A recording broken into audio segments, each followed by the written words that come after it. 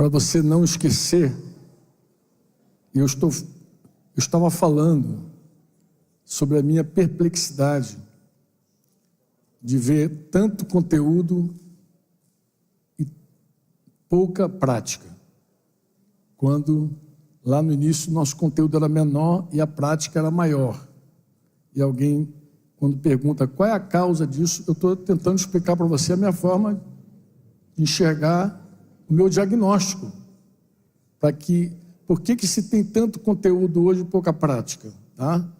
Então, o primeiro ponto que eu quero ressaltar é esse: os pais, eles precisam se abrir para, de fato, Deus começar a obra neles. A começar em mim, quebra coração. Lucas 6, 47, 47, e também vai até o capítulo 7, versículo 1. Jesus aqui, Lucas está falando do sermão da planície, mas o sermão do monte é o mesmo contexto lá de Mateus 7, é a mesma coisa. Mas ele vai dizer assim: eu vou mostrar a vocês a quem é semelhante todo aquele que vem a mim, ouve as minhas palavras e as pratica. Então, eu vou mostrar para vocês quem é semelhante a todo aquele, sem exceção, grande, pequeno, novo, convertido, velho, todo aquele que vem a mim, ouve as minhas palavras e as põe por prática, e as pratica. Por que na minha Bíblia tudo que está relacionado à prática eu costumo sublinhar? Porque em geral parece que a gente pula essa parte. E quando a gente pergunta assim, como é que eu faço para construir minha casa sobre a rocha? A gente tem toda a explicação teológica, menos a que Jesus falou, que é. E olha que eu pergunto. E as pessoas, se você perguntar assim, onde devemos construir a nossa casa? Em qualquer lugar você vai encontrar alguém dizendo, sobre a rocha. Parece que os crentes todos sabem disso. Onde se constrói a casa? Sobre a rocha. E pode ser novo convertido. Ele vai dizer, não, sobre a rocha. Qualquer canto sobre a rocha. Pode perguntar para os gringos também, eles vão dizer, qualquer língua, eles vão dizer sobre a rocha, sobre la roca. Qualquer canto, alguém vai dizer sobre a rocha. A pergunta seguinte é, como? Como se constrói a casa sobre a rocha? Aí o pessoal trava. Aí começa a teologia das viagens. Que tem que amar, que tem que fazer não sei o quê, aí que tem um monte de coisa, mas não diz o que Jesus falou. Porque Jesus é simples, mas ele é profundo, ele é direto. Ele diz, ouve e pratica. Só tem esse jeito, amados. Não tem outro, não adianta tirar da cartola mais nada, só tem esse jeito. É ouvir e praticar o que ele está falando. Eu gosto de Mateus, porque Mateus é o final do Sermão da Montanha. Então, começa no capítulo 5, capítulo 6, quando entra, final do capítulo 7, Jesus faz a conclusão. Ele vai, todo aquele que ouve estas minhas palavras e pratica, será comparado ao homem prudente. Mas parece que essa parte parece que dá um apagão na gente. A gente não liga. A gente não está, nem tem luz, nem revelação de que tem que praticar. Não tem casa que fique de pé quando é só teoria. Quando você ouve os ensinos de Jesus e guarda na cabeça, fica com a cabeça gigante, mas não põe por prática, você está construindo sobre a areia. É um fundamento frágil. Ou seja, memorizar versículo, por mais lindo que seja, é um fundamento frágil. Você precisa encarnar os versículos, você precisa viver. Então, nós precisamos abrir o coração para viver. Eu não li aqui de propósito o versículo 46 do capítulo 6 de Lucas. Não li, mas eu quero ler com vocês.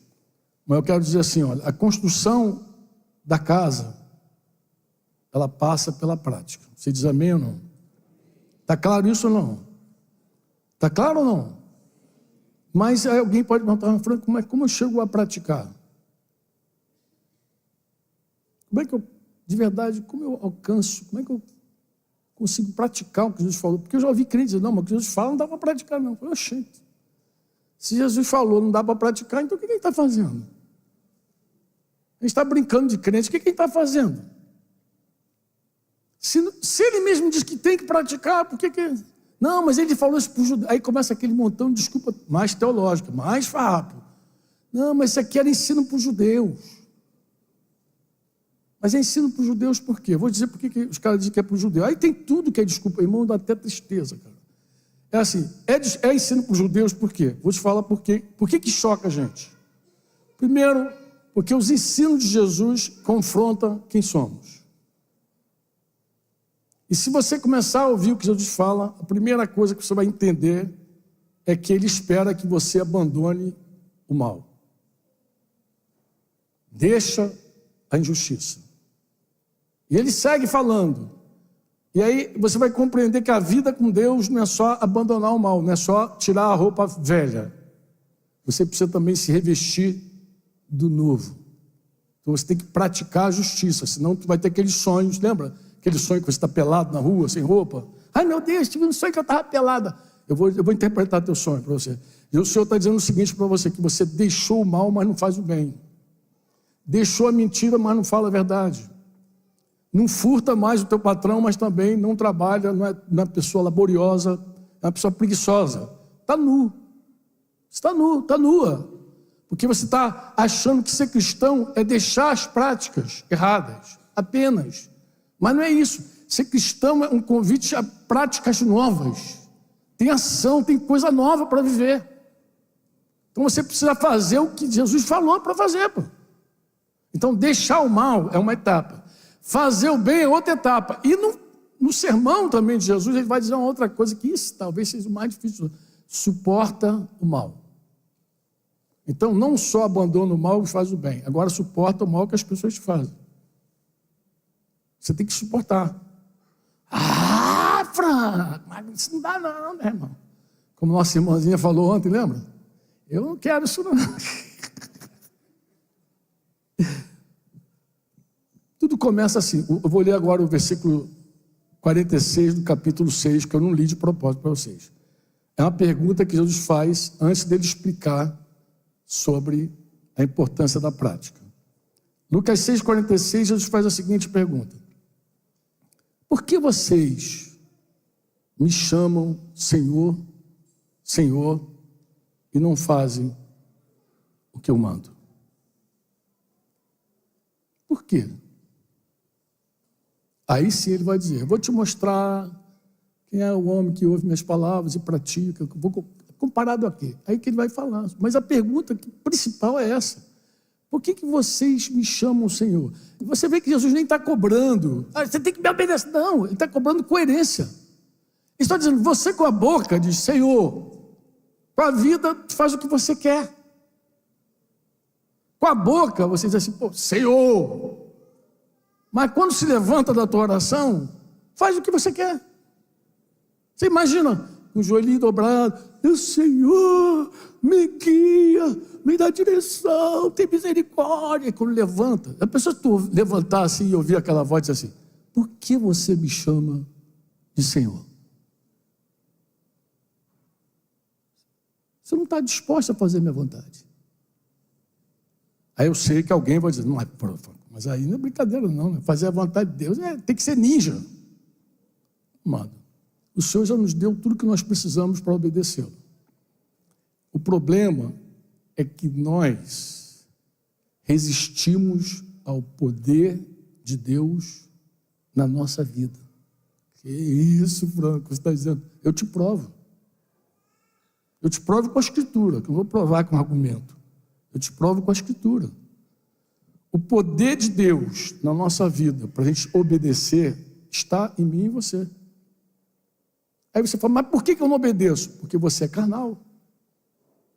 Porque você acaba fazendo o que você quer.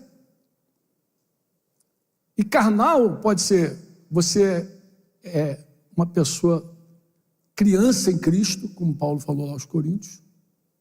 Você é criança, já deveria ser mestre, mas é criança ainda.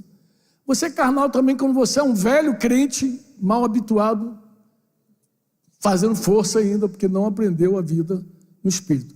Então, para você construir a casa na rocha, você precisa de pelo menos duas coisas: entender quem manda. Jesus Cristo é o Senhor. O Dinho citou aqui um livro de Jorge Mitian, chamado Jesus Cristo é o Senhor. Leia esse livro é muito bom. Leia esse livro, não sei se tem aí, tem dele aí não, né? Não tem. Esse livro não é nosso, é da editora Vida. Editora Vida. Editora Vida. Jesus Cristo é o Senhor. Leia esse livro. Eu desafio você a ler esse livro. Porque você precisa entender quem é o Senhor da tua vida. Isso nos aconteceu, foi maravilhoso, porque assim, 3 anos a minha filha já tinha. E eu era aquele crente que só chamava Jesus de Salvador, meu Salvador, meu Salvador, meu Salvador, meu Salvador. Já era pastor. Eu fui pastor muito jovenzinho. Só Deus sabe como é que eu fui pastor. Meu Deus, eu jamais imporia minhas mãos sobre mim. Mas já é, eu posso fazer, né? Misericórdia do Senhor. E aí, mas era pastor, mas pensa num cara carnal. Um homem que, no fundo, fazia o que queria. O que acontece quando eu faço o que eu quero? Abre a tua Bíblia em Gálatas 5,17.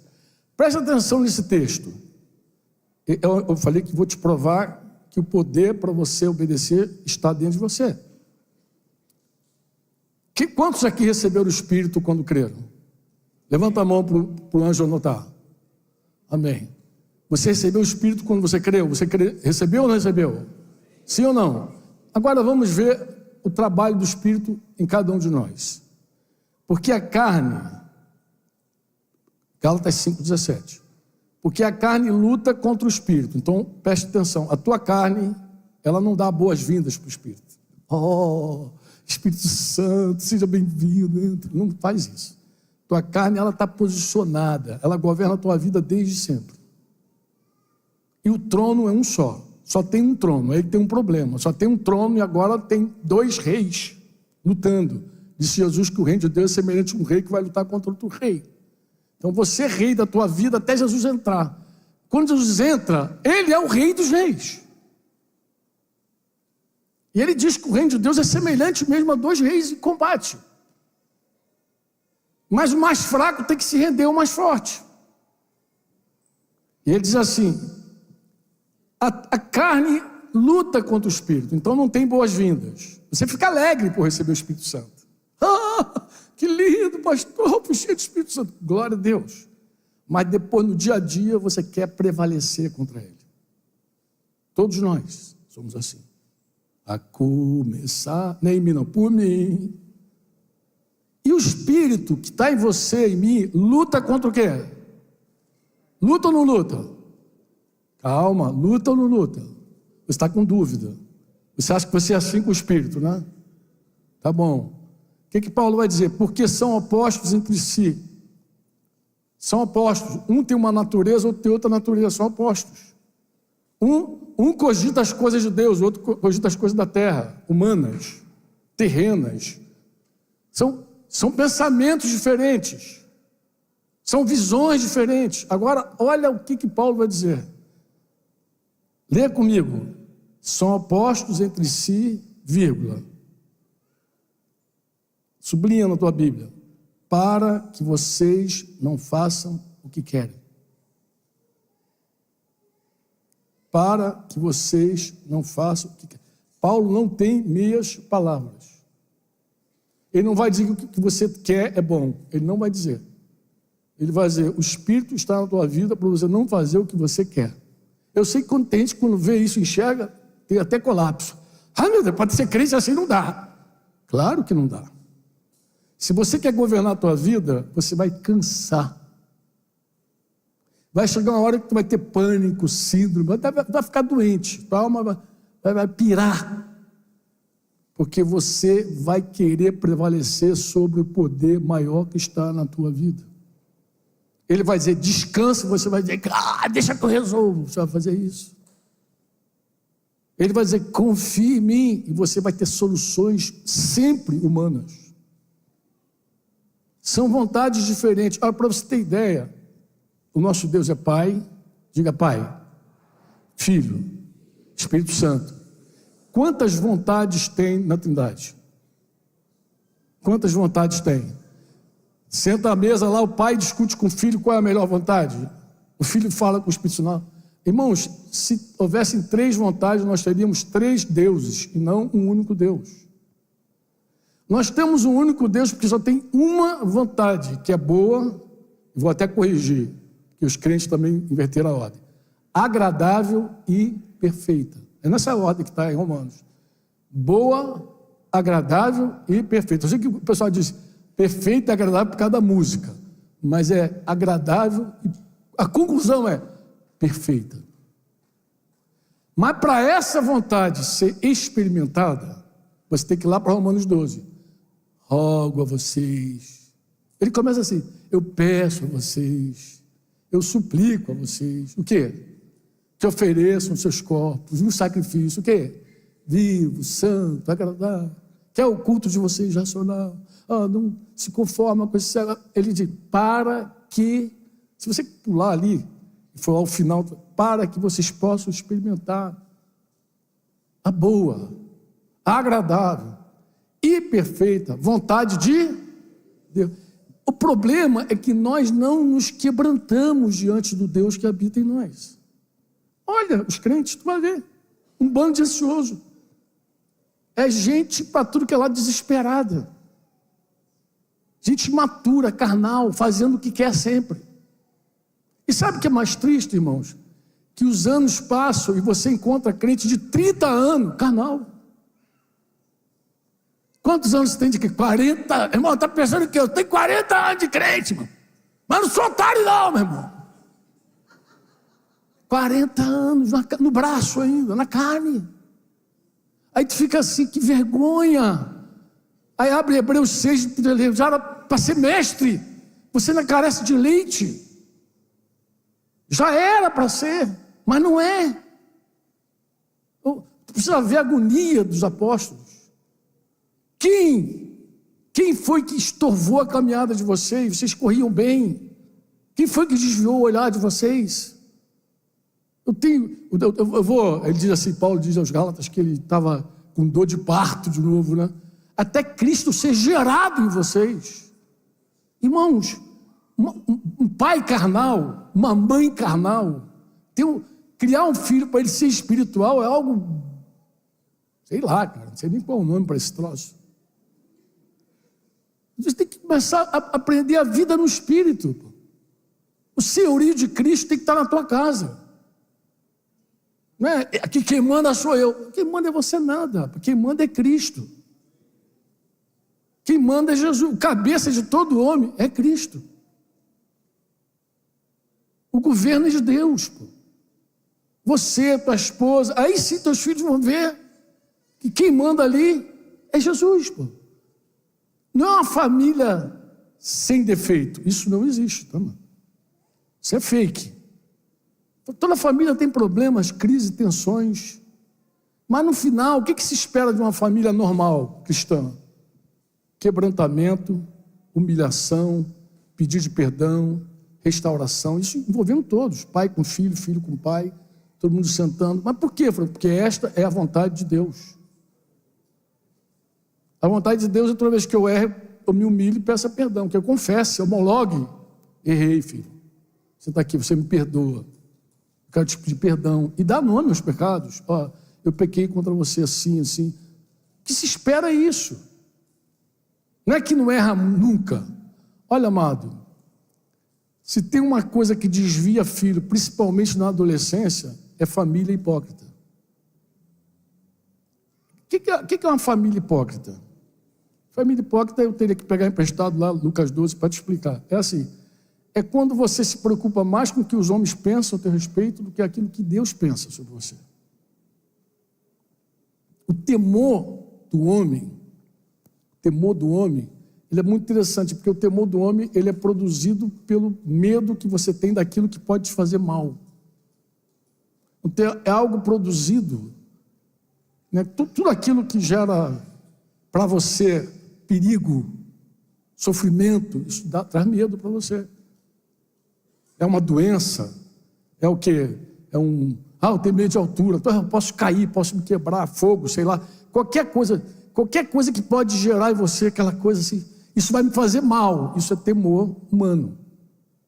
Então, se minha reputação cair na boca dessa gente, isso é temor humano. Isso é temor humano. O medo do que as pessoas vão fazer contigo, vão te rejeitar, não vão te querer mais, vão dizer que você é um falso. Temor humano. Temor de Deus, diz a Bíblia, ele é ensinável. Venham, meus filhinhos, eu vou te ensinar o temor do Senhor. O temor do Senhor não tem nada a ver com... Você não olha para Deus e diz assim, Deus vai fazer mal, porque a gente sabe que Deus só vai nos fazer bem. O tempo inteiro, mesmo quando Ele corrige, é para o nosso bem. Então Deus não faz mal a gente, Deus só faz bem. Você diz amém ou não? Amém ou não? Deus só faz bem. Então, ter o temor de Deus não é uma coisa, o mal que Deus me faz bem. De que temor é esse que a gente está falando? O temor do Senhor, que é o princípio da sabedoria, você recebe quando você considera todos os mandamentos dele e você enxerga com perfeição que a melhor coisa que a gente pode fazer é se submeter à vontade de Deus. Porque ela é boa, agradável e todos os seus mandamentos são perfeitos. Tudo que a gente fizer na vontade de Deus, a gente vai colher frutos bons. Isso é temor do Senhor. O temor do Senhor é de você errar no que diz respeito à vontade de Deus e dizer, pô, isso vai dar ruim. O temor do Senhor é aquele apertinho no coração, dizer, ixi, esse negócio, essa semeadura é para carne, e eu vou colher corrupção. Que aquele que semeia para o Espírito colhe vida. Então, temor do Senhor é essa separação. É você dizer, não, eu não aceito semear para a carne. Pô. Eu não quero semear para a carne. E temor do homem é aquela coisa que foi imposta a você de fora para dentro, entendeu? Até um animal a gente pode ter medo, cobra, barata, aranha, sei lá o quê. Mas você acha que aquilo ali vai te fazer algum dano. E teme por isso. Mas não é assim com Deus. Mas a hipocrisia, irmãos, é a escolha de temer ao homem ao invés de temer a Deus. Depois você pode ler Lucas 12 e tirar a tua conclusão. Hipocrisia se sustenta, essa máscara, se sustenta quando você quer que os homens te vejam de um jeito especial. Mas Deus conhece a gente ou não conhece? O que você me diz? Totalmente. Tu nos sonda, nos conhece. Tu sabe até os caminhos maus que tem dentro da gente. Não é assim que a gente ora? Então Deus conhece tudo. Então quando é que a gente rompe com a hipocrisia? Quando a gente decide temer só a Deus. Não dá para temer os dois. Teme a Deus. O que faz uma pessoa confessar? É o temor do Senhor, não é o do homem. Porque o temor do homem faz você calar e esconder teu pecado. Foi isso que disse Jó. Se eu escondi meus pecados, foi com medo do desprezo das pessoas, das famílias. A pessoa tem medo que vai ser desprezado, rejeitado.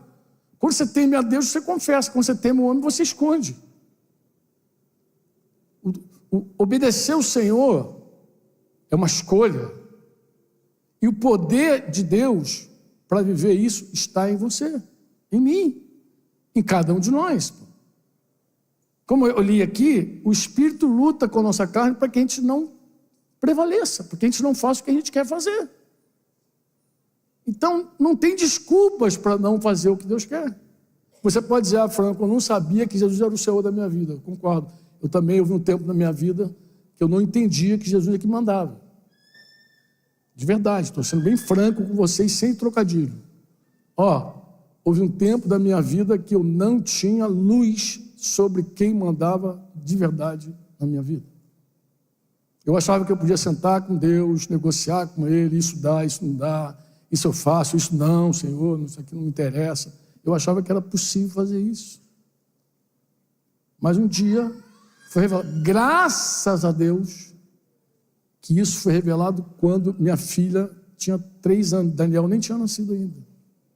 E qual foi a diferença que isso fez? Voltando lá para a minha questão inicial, a diferença foi simples. Eu parei de ler a Bíblia para ficar tirando sermões para pregar. Eu falei, eu preciso conhecer a vontade de Deus e viver.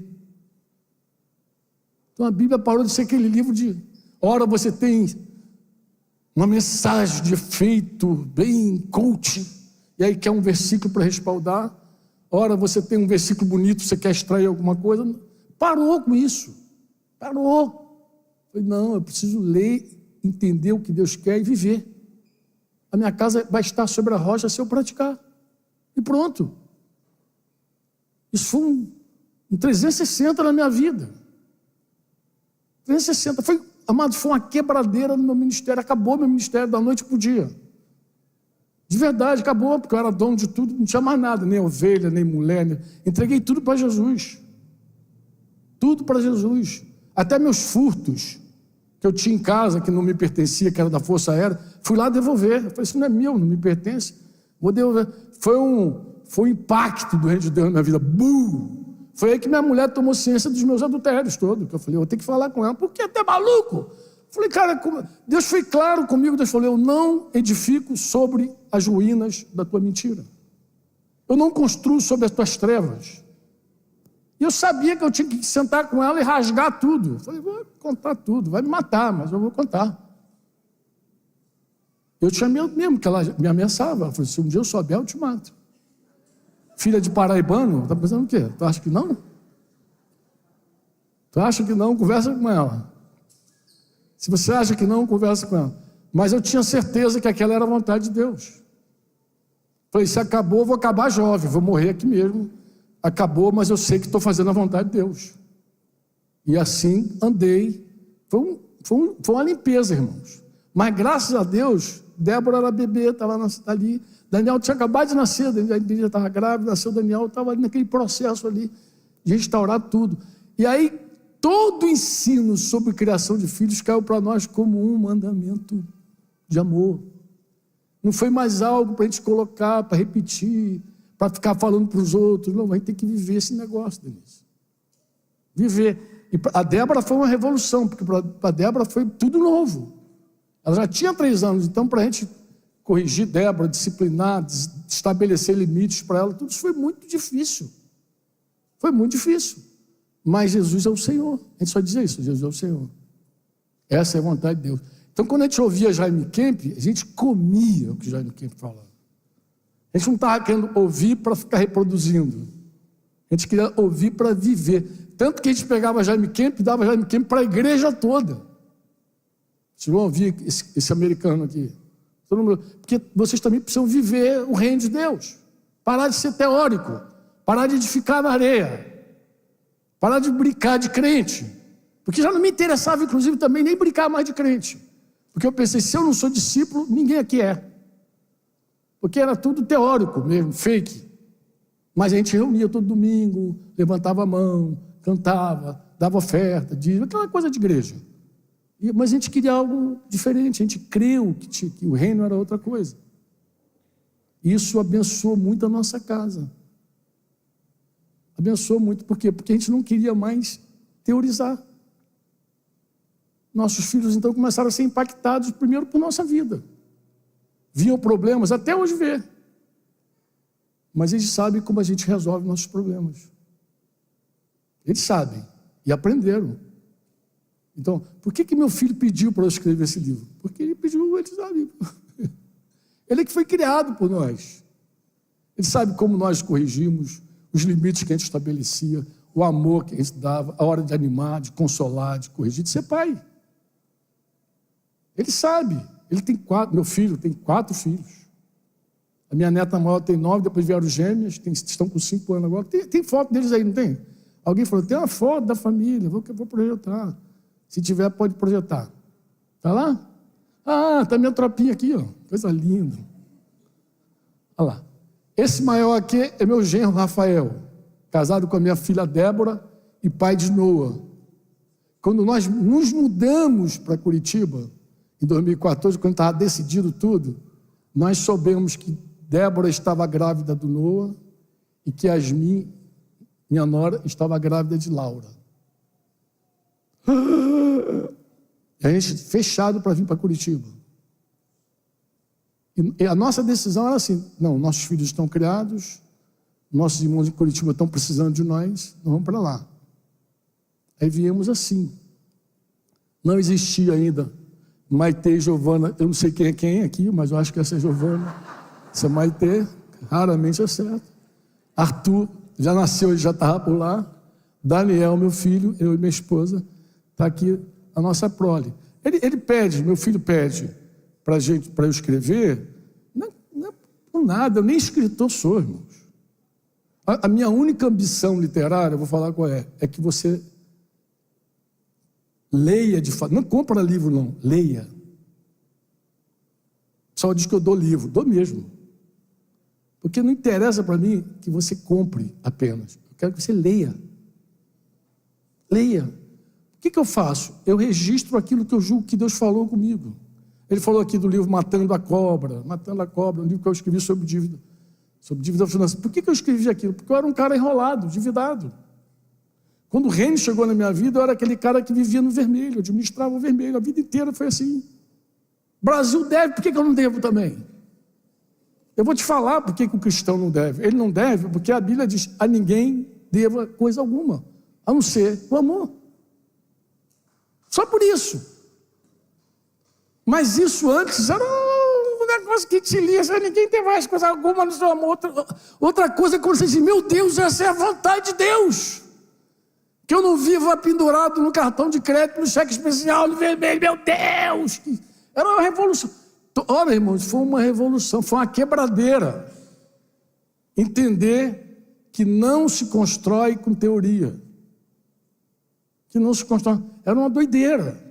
Imagina um cara acostumado a ser enrolado. Enrolado, vivendo vermelho, administrar. Imagina ter que sair desse buraco. E quem é enrolado tem desculpa para ser enrolado. Todo mundo dá desculpa, que eu ajudo as pessoas. Não, em geral, essa é a melhor desculpa do crente. O crente mais enrolado que eu conheço, eu sei porque com autoridade que eu falo, né? Ele ajuda as pessoas. Franco é muito bonzinho, Franco não sabe dizer não. Nada, é enrolado. E aí justifica, atenua a consciência enrolada. Quando você também reparte suas dívidas com os outros. Empresta cartão de crédito, é um generoso. Generoso nada, estou enrolado.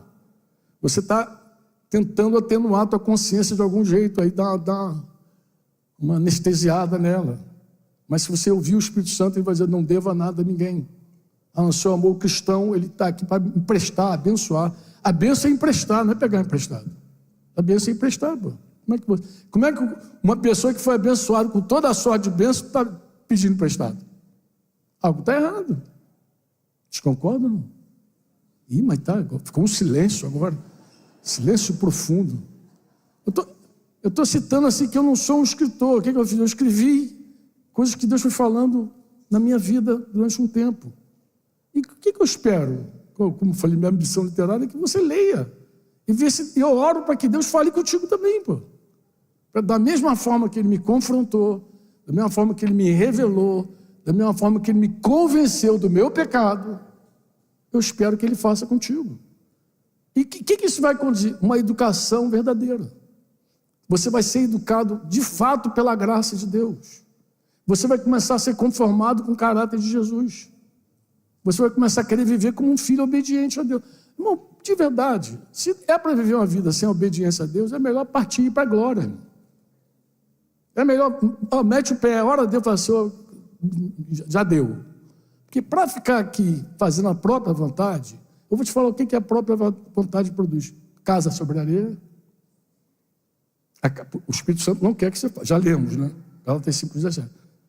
A casa sobre areia e sempre vivendo naquela expectativa de que o negócio um dia vai cair.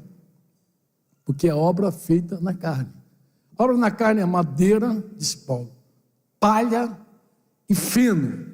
O que é isso? Qualquer fogo destrói tudo. Diferente de ouro, prata e pedras preciosas. É diferente. O fogo no ouro deixa o ouro melhor. O fogo na madeira consome tudo. Então, é uma escolha. Ou você produz obra morta, do teu braço, da tua ideia, da tua vontade, ou você produz obras em fé, feitas em Deus. inspiradas pelo Espírito Santo, convencidos de que realmente o Senhor é que está presidindo a tua vida. E quando eu falo isso, é um aprendizado pleno. Por quê? Porque você vai ter que parar, por exemplo, de ser presidido pelas tuas emoções. Estou sentindo. Não tem sentido. Fé não é sentir. O justo não vive pelo que sente. O justo vive por fé. Fé é ouvir. Fé vem pelo ouvir, vem pela palavra. Então não tem mais a presidência dos sentimentos. O ego não preside mais. Quando o ego é vencido, é deposto, tuas emoções, teus sentimentos. Mas eu sou um robô? Não, amado. Mas você tem que crer que as tuas emoções são adâmicas. Teus sentimentos são adâmicos. Não confia neles. Confia na presidência do Espírito Santo. A tua fé vai te empurrar contra as tuas emoções. A tua fé vai te levar sobre os teus sentimentos. É a tua fé que faz você honrar a tua aliança com o teu cônjuge. É a tua fé, não são teus sentimentos. Teus sentimentos te levam para o divórcio. Te fez casar e agora te fez divorciar. É a tua fé que faz você perdoar. É a certeza de que essa é a vontade de Deus. Perdoa. O que tu acha que aconteceu quando eu confessei minhas misérias para minha mulher? Além dela querer me matar, o que você acha que aconteceu? Não. Teve um dia, e ela falou comigo, eu falei, Dê, eu sei que meu lugar é lá fora. Não na rua. Mas eu quero o teu perdão. Ela falou assim, Franco, não sai ainda não. Quer dizer, ainda não significa que alguma hora podia mudar de ideia e falou, sai. Né? Não sai ainda não. E eu fiquei ali aguardando e orando a Deus, convicto que aquela era a vontade de Deus para a minha vida. Para a minha vida. Se é para a tua, para a minha vida, já é convicção. Deus não quer que eu viva em mentira. E aí estou lá aguardando, um dia a Denise me chamou e falou, Franco, maluco você não é. Eu te conheço já há alguns anos. Você não é doido. Então eu não acredito que você veio aqui confessar tudo isso porque você deu uma surtada. Você não surtou. Você não é louco. Eu creio que você veio falar tudo comigo porque você quer agradar a Deus. Não é isso? Eu falei, que você quer que Jesus realmente seja o centro. Isso mesmo, está certo. Pô, então, do jeito que você quer que Jesus seja o centro, eu também quero. E por isso eu vou te perdoar. Porque eu quero que Jesus seja o centro. Aí tu vê, quando Jesus reina, a vontade de Deus é feita. Venha o teu reino e seja feito o quê? A tua vontade. Aonde? Na terra como é feita? No céu. Então, se Jesus reina de fato, a vontade é dele. Se o Franco reina, a vontade é do Franco. Se a Denise reina, a vontade é da Denise. Mas se é Jesus que reina, o papo é assim, nem eu nem você, amor. É Jesus. E Jesus, ele só tem uma comida. A dieta de Jesus é simples. Simples demais. Tu conhece a dieta de Jesus? Quem se lembra? João 4,34 lá, você lembra? Ele falou, a minha comida consiste em fazer a vontade daquele que me enviou. João 4, e realizar a sua obra. Jesus não come outra coisa. Então, o Jesus que está em você, em mim, ele se alimenta da vontade de Deus. Por isso que o Espírito Santo está aí lutando conosco, para a gente não fazer a nossa vontade. Porque o que vale para Deus é alimentar Jesus em nós. Cristo em nós, diga comigo, Cristo em nós. Fala com força, gente. Sei que vocês vão almoçar. Cristo em nós. Esperança da glória. A glória não tem nenhuma outra expectativa. No teu diploma, na tua faculdade. A glória não espera em nada disso. A única esperança que a glória tem é Cristo em nós. É a única esperança. Deus não tem nenhuma expectativa no teu cerebelo, no teu HD grande, na tua inteligência, na tua... nada. A única esperança que Deus tem é Cristo em nós. E agora eu vou dizer, a única esperança dos teus filhos é Cristo em nós. A revolução que a tua casa precisa é Cristo de verdade em nós. Amém? Aí a nossa canção tem que ser verdadeira, que ele cresça e eu diminua. Que ele cresça, mas ele não cresce quando eu faço o que eu quero, ele não cresce. Ele só cresce quando a vontade de Deus prevalece. Amém ou não amém? Oh, o povo está assim. Vou usar uma expressão, mas não é palavrão não, meditabundo. Meditabundo. É uma palavra do português, pode procurar aí, vocês que gostam de Google. Meditabundo. A pessoa fica assim, meditando. Eu espero que você esteja ouvindo com o teu coração. O conteúdo do livro, ele é denso. Ficou até um livro, não. O que eu reparto nesse livro? Princípios. Princípios que Deus norteou a nossa vida. Como eu falei, as coisas que a gente praticava em casa eram as mesmas que a gente ensinava para o discípulo. Por exemplo, eu mostrei minha família, né? Aí está lá Débora, Daniel, mas nossa casa sempre foi cheia. Nós adotamos, a Denise trouxe umas meninas para morar conosco, Rosana, depois Michele e Rosana, não me lembro qual foi a ordem primeira. Michele primeiro, depois Rosana. Nós tivemos também um chileno que morou conosco lá, Daniel.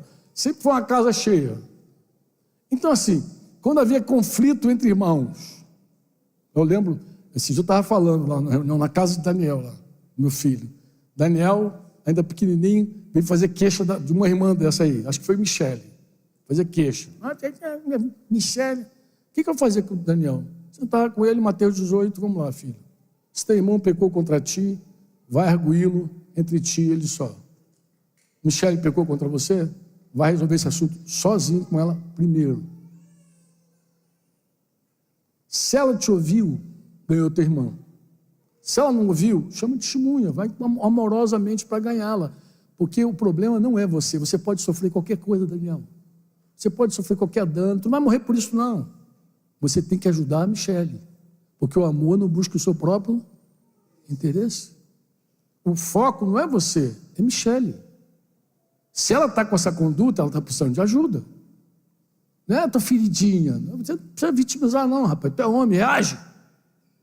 Você não tem que vitimizar. Você tem que chegar lá e ajudar a tua irmã. Porque se ela está com essa conduta, ela vai machucar outras pessoas e vai se machucar também. Vai fazer ferida em uns, vai se ferir também. Então ajuda ela. Mas o que você dá aqui, está no meio do discipulado também. Se o irmão vai lá se queixar de outro, é a mesma coisa, o mesmo ensino, irmãos. A doutrina de Jesus é para toda a nossa casa. Toda a nossa casa. Perdão, confissão. O que você ensina para o irmão, tu ensina em casa. Pô. Eu vou terminar esse tempo contando um outro testemunho. Eu acho que esse vai se aplicar legal também. Assim, estou com Denise, minha esposa, a gente está aconselhando a irmã de Denise, irmã natural mesmo, filha do mesmo pai da minha mãe, que ela estava ensaiando uma caminhada com Jesus, mas tinha uma vida já de mentira, de trevas ali, já estava abusada e abusando no namoro dela. A gente começou a ouvir a história, e eu dei um conselho, é um conselho nosso, né? Filha, você vai precisar falar com teu pai, meu sogro, andar na luz com ele. Se andarmos na luz, temos comunhão uns com os outros, e o sangue de Jesus, seu Filho, nos purifica de todo pecado. Uma vida nas trevas, você não faz amigo, uma vida nas trevas não tem comunhão verdadeira, e nem purificação dos pecados. Tem perdão dos pecados, porque Deus perdoa os nossos pecados. Mas purificar é outra palavra. Purificar é tirar a nódoa, é tirar a mancha, é tirar aquilo que ainda, daquele pecado que ainda te machuca, que ainda te vergonha. Deus remove isso tudo na luz. Na luz. E aí, quando eu terminei de falar com ela, o Espírito Santo me lembrou minha história com o meu sogro. Como assim, Franco? Você está dando um caminho para ela que você não andou. Como assim que não andou? Eu namorei Denise, meu sogro me tinha como o cara mais santo da terra, embora eu credo, bebia junto, mas ele dizia assim, não, esse meu genro aí, esse é o genro, esse é o cara. Por quê? Porque nós casamos, ela de branquinho, paradinho. Aquilo para ele foi tudo. Mas era fake, era mentira. O que ele achava que eu era, não era. E eu estava acabando de falar para minha cunhada, para ela buscar meu sogro e abrir o coração dela com meu sogro, aquele paraibano brabo. E o Espírito Santo dizendo, mas por que você está dando um caminho para ela que você não trilhou? Você já andou com teu sogro? Já falou dos abusos que você teve com a filha dele? Que você desonrou a casa dele? Que você não foi digno da confiança dele? Já falou isso com ele? Ele fica com esses carões assim, não? Então por que você está dando esse caminho para... Ai, que coisa interessante. A igreja, irmãos, a família, é muito interessante. Não adianta a gente dar caminho para o filho que a gente não manda. Dá caminho para um discípulo que o pastor não fez. Gente, isso é uma tragédia. Pastor não vai atrás tocando. Pastor vai na frente. Pastor é o modelo. Ele é um modelo inspirador do rebanho. Se você espera que a igreja viva uma coisa, viva você primeiro. Você que é pastor, inclusive. Pastora, fica aí. Não é para discursar bonito para as pessoas. Pastor inspira as pessoas. No caminho. Ensina teu filho no caminho, pô. É no caminho. Não é ensina o caminho, é no caminho, pô. Você ensina teu filho no caminho, você anda. Então, dar um caminho para alguém que você não trilha, isso é uma hipocrisia. Isso é uma coisa religiosa. E família é igreja. Igreja é família. Quando eu digo que os pais precisam ser educados, é por isso. Porque um pai que não acredita nisso, ele vai ser o que para o filho? Vai ser uma placa que fica apontando para lá. Mas isso não anima filho nenhum. O que anima um filho é você trilhar o caminho, mesmo que você caia no caminho, mesmo que você tropece, mesmo que você sofra, mesmo que você passe pelo vale da sombra da morte. Mas teu filho precisa ver. Ele precisa ver como você lida com as coisas. Como você cai, como você se levanta. Ele precisa enxergar, precisa testemunhar. E se os discípulos puderem fazer isso também, glória a Deus. Que os discípulos vejam em nós. Amém? Que a gente não dê caminho para as pessoas que nós mesmos não trilhamos, não andamos. Que a gente não aponte simplesmente, que a gente diga, venha. E era um domingo aquela conversa. E eu tinha que pregar à noite. Aí puxei um pastor lá, amigo, meu amado. Preciso de um favor seu. Qual é? Eu estou escalado hoje aí para uma missão de repartir. Lá no galpão de Santa Marta, lá em Alengo.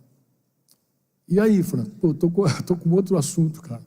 Começamos a pastorear aqui um assunto aqui, o Espírito Santo me cravou aqui, me pegou no caminho, e eu dei um caminho para uma moça andar que eu não dei. E o que você vai fazer? Eu vou lá agora falar com meu sogro, hoje. Vai ser amanhã. É hoje. Porque se você deixar para amanhã, vai ficar cada vez mais difícil. Quanto mais você procrastina, pior é. Aí fomos lá, Denise e eu, convencidos que a gente tinha que conversar com meu sogro. Cheguei para conversar com meu sogro, minha sogra não estava, eu queria ter começado pela minha sogra. Eu não queria começar com o sogro, não, eu queria começar com a sogra, que é para pegar mais coragem, né? Começa com a sogra sempre é mais mansa, depois o sogro. Mas não teve jeito, foi ele. Sentei para conversar com ele, falei, seu Severino, nome de paraibano, né? Severino. Seu Severino, eu preciso abrir meu coração com o senhor e pedir perdão. Oxente, tu me deve o quê, menino? O senhor nem imagina. Vamos lá, seu Severino. E comecei a falar com ele sobre o nosso pecado. Eu me responsabilizei, não coloquei na conta de Denise, não. Coloquei na minha conta. Falei, o senhor abriu a casa para mim, o senhor confiou em mim, o senhor me honrou, e eu não fui digno da tua confiança. Inclusive, o senhor vive falando que eu sou o melhor genro teu, isso nem é verdade. Eu sou o pior. Porque os outros, o senhor já sabia o que eles aprontaram. Mas eu não, eu fiquei com aquela cara de santo, sem ser esse santo. Eu não sou esse cara. E aí comecei a narrar para ele e pedir perdão a ele. E aí foi muito interessante que ele começou a dizer, não, meu filho, foi o diabo. Eu falei, não foi o diabo não. Se fosse o diabo, era o diabo que tinha que estar aqui de joelho pedindo perdão, não eu. Tem diabo. O diabo tenta, o diabo faz o trabalho dele, mas a obra foi minha. Eu estou te pedindo perdão porque eu pequei contra o Senhor. Eu quero pedir perdão para a dona Antônia, para a minha sogra, porque a Denise entrou, nós pegamos. Mas aí aconteceu algo muito interessante. O meu sogro, quando mais jovem e de cara cheia, ele costumava errar o quarto dele. Em vez de ir para o quarto dele, ia para o quarto das filhas. E tinha o mau hábito, o pecado de querer tocar nas filhas. Denise já tinha esse trauma, ela já tinha falado comigo sobre esse assunto. E nesse dia, quando a gente abriu esse tema com ele, eu quero aproveitar também, meu filho. E aí começou a confessar o pecado dele. Tu sabe como é que é? O diabo é sujo. Eu falei, não, você se viria no diabo? Não, deixa o diabo fora da parada. O que o senhor quer falar? Aí ele falou desse dia, desse tempo, né, Denise? Pediu perdão, foi um negócio assim muito sobrenatural. Nós fomos lá para pedir perdão. Eu não esperava, nunca, meu sogro, nunca, sabe o que é nunca? Nunca. E quem conhece meu sogro, aqui tem alguns que conhecem, não dá nem para imaginar seu sogro, né? Se quebrantando e falando algo, mas Deus fez essa obra também. Naquele dia o Espírito Santo nos guiou a restaurar com ele, mas ao mesmo tempo abriu para ele uma porta, uma oportunidade dele também vir para a luz e pedir perdão, e foi uma bênção. A gente chorou um bocado lá. Eu penso que isso também de alguma forma curou o coração da minha esposa. Foi lindo. Glória a Deus. Bom é fazer a vontade de Deus. Ela é boa, a vontade dele é agradável e é perfeita. No primeiro momento parece uma loucura, mas depois você colhe frutos maravilhosos. O que nossos filhos precisam? Todos os princípios de Deus que a gente quer para a vida deles, eles precisam de alguma forma ver esses princípios encarnados em nós. Então, Criando Filho para Deus não é um livro escrito para filhos, é feito para os pais. O que a gente fez? Esse livro podia ser maior, porque você pode seguir escrevendo esse livro, porque eu só separei alguns valores para você pensar, refletir sobre eles, mas você pode pegar e agregar os teus valores que Deus já te deu, e dizer: isso não abro mão na minha casa, na minha vida, com meus filhos. E mais tarde, porque criar filhos não é uma coisa, não é um fruto a curto prazo, também não é a médio prazo. Criar filho, você só vê o resultado a longo prazo. Mais tarde você vai celebrar, você vai se alegrar e dizer: Senhor, foi bom demais ter feito a tua vontade. No primeiro momento foi doído, eu não entendia um monte de coisa, mas quando você vê o resultado, teu coração fica pleno, fica cheio. E quando vê teus filhos trilhando o mesmo caminho também, de valorizar aquelas coisas que Deus estabeleceu na tua vida. Amém? Só para terminar de bater esse prego, eu quero reforçar contigo. Reforçar.